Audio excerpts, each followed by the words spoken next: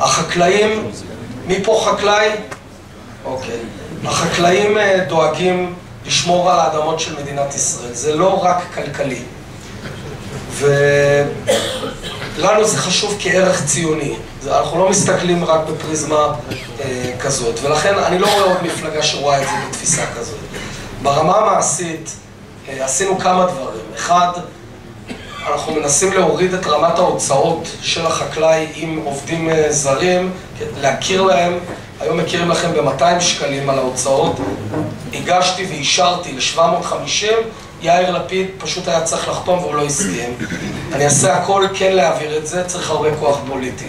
הדבר השני גם קשור למכסות, למרות שבגדול אני מתנגד להכנסת עובדים זרים, למעט תחום אחד, התחום החקלאי, לצערי, לא מספיק יהודים מוכנים להיכנס לחקלאות, ושם אישרתי בניגוד לעמדת משרדי.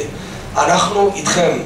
אנחנו גם שברנו את מונופול המתווכים החקלאיים, שדופק את החקלאים ודופק את הצרכנים. אתם יודעים בדיוק על איזה ארגונים אני מדבר. שפלפל עולה לצרכן 8 שקלים, והחקלאי מקבל 1.80 שקל, 2 שקלים, משהו כזה.